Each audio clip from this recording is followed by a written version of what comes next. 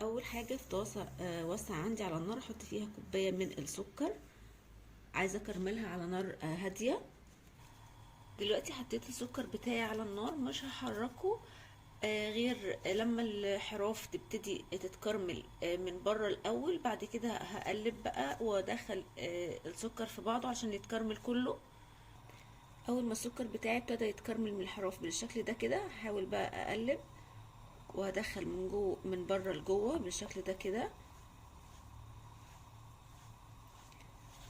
وهقلبه لحد ما كله يتكرمل معايا وياخد لون ذهبي فاتح. اول ما السكر اتكرمل معايا هو لسه سخن جدا، هنزل بيه في القالب بتاعي. انا دهنه القالب معلقه بس من الزيت. بس مهم جدا اكون مجهزه القالب بتاعي قبل ما اخلص الكراميل، علشان لو سبت الكراميل عشان اجهز القالب بتاعي طبعا الكراميل هيتجمد معايا.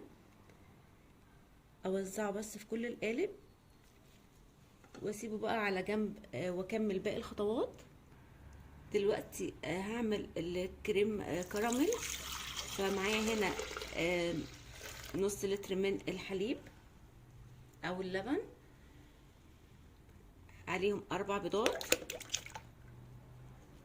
وطبعا بيض يعني فانيليا عشان دايما بنساها، فالحمد لله افتكرتها النهارده.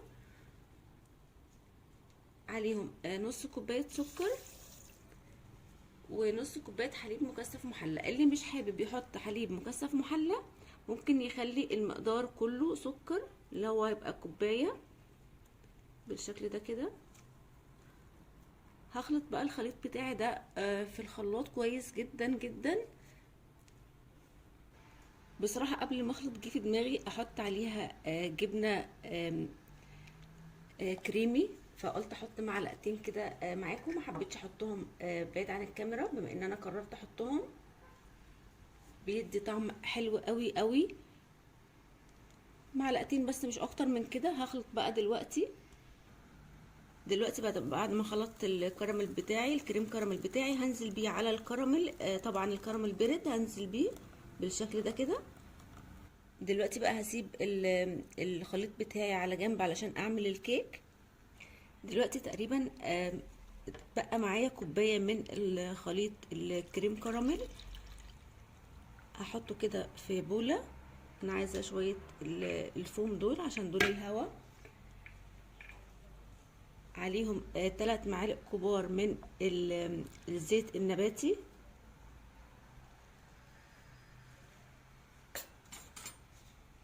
معلقه كبيره مليانه من الكاكاو، مليانه محترمه يعني. حط كمان شويه، وكمان كوبايه من الدقيق طبعا منخوله، معلقه من البيكنج باودر، وكمان رشه من الملح. اقلب بقى كل المكونات كويس جدا.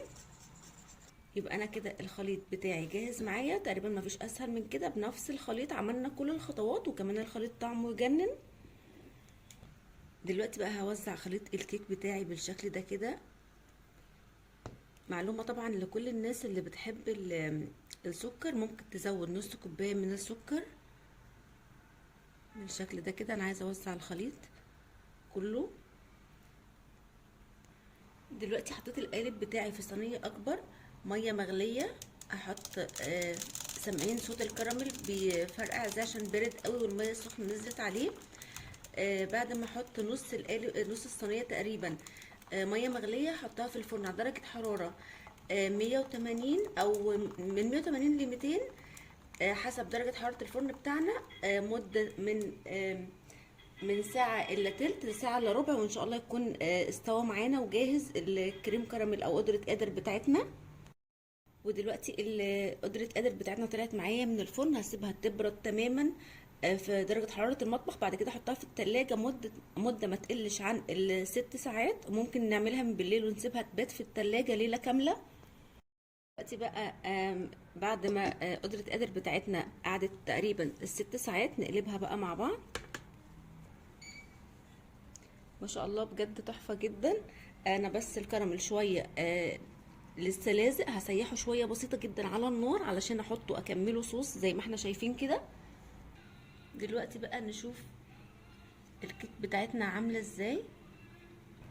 شايفين بقى الكيك بتاعتنا بجد تحفه، ناعمه جدا، طريه جدا جدا، وهميه. شايفين؟ يا رب وصفة النهارده تكون عجبتكم، واللي عجب الفيديو يا ريت تسيب لي رأي في كومنت. سلام.